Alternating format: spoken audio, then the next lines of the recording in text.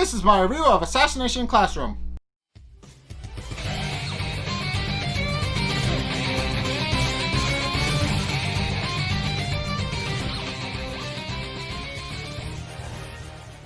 Okay, so in this episode, we're properly introduced to Tomohito Sugino, who's more or less the class athlete, basically. So it opens up with Korosensei reading a newspaper headline that he picked up from the States regarding the moon, and he remarks to himself that the moon, it seems like all they're talking about is the moon, and because as I explained in my last review of this, the moon kind of blew up, and it's heavily implied to be Korosensei's fault, or he even outright says it himself. So it is a big deal, but I can understand that. He's like, yeah, the moon blew up however long ago, move on. I understand where he's coming from. Yeah, that moon blowing up is a big thing, but at the same time, just move on already. As Korosensei is reading his newspaper, Sugino and Nagisa decide to put their plan into action. Basically, what Sugino decided to do was he decided to take a baseball, embed it with anti-Korosensei BBs, and then just throw it at Korosensei. And sure enough, it works, but then Korosensei immediately shows up unharmed and remarks that his plan, while impressive, did have one big glaring weakness in that while it is definitely a lot slower than your average submachine rifle, which makes it a lot silenter, it also makes it a lot slower, and Korosensei, being able to move at Mach 20, points out that he especially had ample enough time to actually go pick up a baseball glove from the supply closet and just grab the ball. And sure enough, keeps the ball, and then remarks that the kids need to go in for first period. And sure enough, it's a day later, and Kaede remarks that that Sugino seems to be particularly down about it, and because their plan didn't go so well. And sure enough, Nagisa points out that Sugino's been taking it especially hard. And then afterwards the bell rings, and Korosensei goes for a baseball game in New York. So, while the students remark that he should at the very least bring them back a souvenir after he leaves. So, pointing out that he doesn't really need to go through customs, so it probably wouldn't be too much of a problem for him to bring back a souvenir with no questions asked. As they're discussing this, Karasuma actually walks in, for reasons that are explained later in the episode, and asks them if they've made any progress, and Nagisa responds, define progress, basically. Basically, nobody's made any progress, and the mood of the room quickly turns. But Karasuma points out that they do need to actually work on a strategy, pointing out that even though he moves at Mach 20, they need to figure it out, because he is dangerous, and points out that the Ministry of Defense, basically a lot of things play in the Ministry of Defense's favor. He has the capacity to destroy the Earth, but he's deciding to teach kids, which means he's putting himself in the line on fire willingly. But in case, Karasuma remarks that they need to just, keep on it, and it'll eventually get him, and then leaves. It's revealed where later, but in any case, if they break for lunch, and Sugino goes outside to eat alone because he's depressed. At which point Korosensei comes back from his ball game and comes over to sit by Sugino, remarking that he seems down in the dumps, and decides to have a heart-to-heart with him. Also, throughout this entire thing, he's munching on a coconut, which Sugino remarks he shouldn't be doing, mainly because Korosensei is eating the entire thing, husk and all.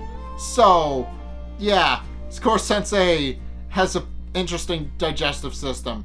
That's a thing about him. He just eats things that no normal human would be able to eat. And truth be told, Korosensei isn't really a human. He's more of an octopus thing. But still, the point remains: no human would be able to digest this stuff. So Korosensei's just wolfing it down with no problems. And sure enough, Korosensei remarks that he notices that Sugino actually seems like he would be good at baseball, and Sugino remarks that he actually was on the Kunigogaka's baseball team before he got moved to Class E. Since, as he reveals, Class E isn't allowed to partake in any extracurricular activities. Their primary purpose is to be there and get their grades up. That's the only reason they're there. They're not allowed to partake in any sort of extracurricular activities at all, and that includes baseball. So, yeah, they're basically just shuffled up the mountain and not allowed to interact with anything. Not even extracurricular activities. So they're basically just kept out of sight, out of mind until they can get their grades up, which doesn't seem like it's likely to happen since it's kind of like singles them out, as we find out a little bit later. Well, it's actually been implied. It was actually implied in the first episode, but they do have kind of just shuffle them up the mountain and then just leave them there until they get their grades up, which they aren't really expected to do. But hey, but in any case, long story short, Sugino isn't allowed to participate in baseball anymore because he got booted to Class E. But he also remarks that he was going to get kicked. That he feels like he was going to get kicked either way, since, as he points out from first-hand experience, he's actually not a very good pitcher, like at all. So apparently even his fastballs were too slow, and he wasn't able to actually get anybody out. So, and was eventually benched to the point where he stopped feeling any sort of motivation to actually play again. His grades started slipping, and now he's in Class E. And sure enough, Korosensei decides to give him some much needed advice. And sure enough actually has a brilliant idea that Nagisa kind of walks in on. Nagisa, so here's the thing. Korosensei actually wraps up Sugino in his tentacles to actually gauge his form and try to figure out where he's going wrong with his pitching. But Nagisa doesn't know that. All he sees is Korosensei and Sugino talking to one another. And Nagisa immediately assumes the worst. And then his suspicions are indeed skyrocket when he sees that Sugino is literally up in arms, being wrapped up in Korosensei's tentacles, and Korosensei is literally up in arms about it. So Nagisa thinks that Korosensei's upset about the assassination attempt, which isn't actually what happened. And then it's actually revealed what Korosensei's actually doing. Korosensei uses his tentacles to gauge Sugino's form, and points out that he's actually trying to mimic one of his favorite pitchers. But as Korosensei points out, he's not going to be able to do that because his shoulders are not very flexible. And at which point Nagisa intervenes and basically he vents his abhorration of the school system, and specifically Korosensei, pointing out that everybody treats Class C like trash, so why shouldn't Korosensei? I mean, they're Class C, right? As he puts it. But Korosensei finishes what he was saying, pointing out that Nagisa should really have just let him finish. Pointing out that he speaks from first-hand experience, having actually, and I kid you not, having actually assaulted the guy that Sugino was mimicking the form of. And points out, and even asked him for an autograph, which, surprisingly enough, the pitcher actually granted him, weirdly enough. But points out that he's not doing what he's said to be spiteful, but rather because he realizes that he's trying to play into somebody else's strengths and not his own. And points out that Sugino's wrists and elbows are a lot more flexible than the pitcher that he's trying to emulate, and that he needs to follow his own style instead of trying to copy somebody else. And with that he leaves, and Sugino is a lot more inspired. Nagisa follows Korosensei, of course, and asks him if he really went all the way over to New York just for a piece of advice. And Korosensei remarks yes, that while he is going to destroy the Earth, teaching his students is his topmost priority, and that he's going to make the most of the time they have together up until the very end. And sure enough, Nagisa begins to see Korosensei in a new light, realizing that Korosensei may be planning to blow up the Earth, but he's a dedicated teacher first and foremost, and realizes that he's most likely going to continue to work with him going forward. And sure enough, because of what Korosensei said, Sugino has actually started perfecting his pitches.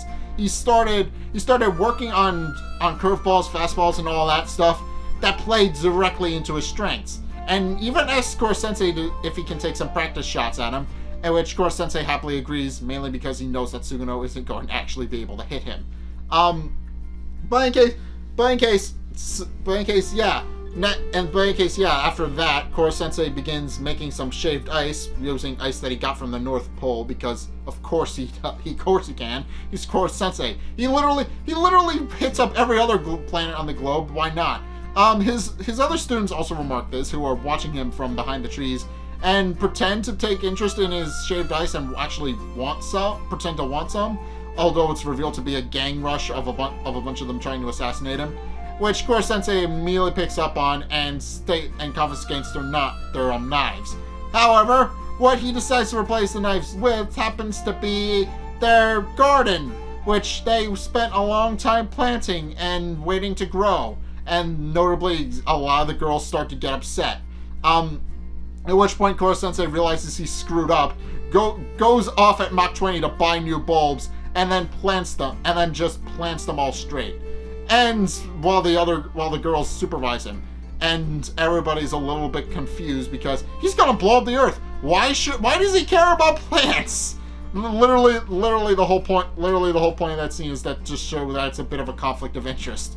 But in any case, while Korosensei's doing that, Karasuma reveals why he actually came to Kunigagaoka in the first place. As it turns out, he's going to be the new gym teacher for Class E, and is getting permission from the principal, whose face we never actually see because he's facing his window when Karasuma comes in. But in any case, Karasuma apparently has a teaching degree in physical education, which will not only enable him to actually supervise, but also give pointers to the students so that they can actually assassinate Korosensei better, because they haven't made any headway in that regard. In any case, Karasuma and the guy who comes with him, his name is never actually stated. Karasuma and the other guy remark that they do need to be a little bit more cautious, since they're not entirely sure who knows and who doesn't. Karasuma points out that that as far as he knows, only Class E and the principal know, so nobody else. As far as you know. And as he picks up in the hallway, the Kunigagaoka is trying to keep it that way, because the thing about Kunigagaoka is that they basically just discriminate against Class E right down to their mascot Kunadon.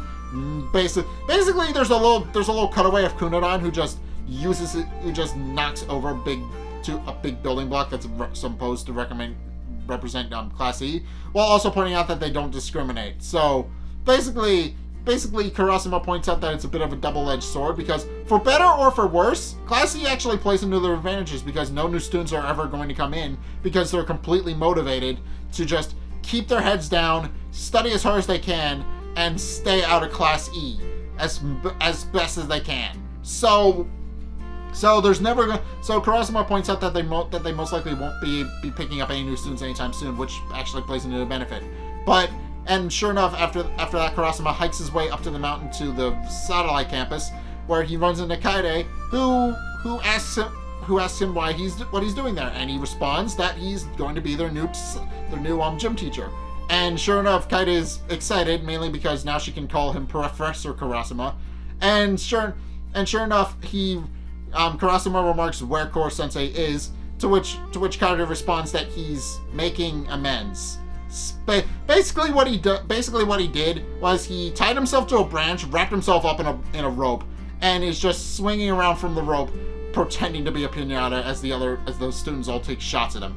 And sure enough, it works. He's dodging them expertly, but he basically handicapped himself specifically to make amends. And it works up until the branch breaks and he falls on the ground. At which point he panics and starts rolling around on the ground trying to avoid them, because they're all ganging up on him at this point. And he frees himself and flies to the roof, and then remarks that they're all getting extra homework because they took advantage of him while he was immobilized. As he points out, that wasn't part of the deal.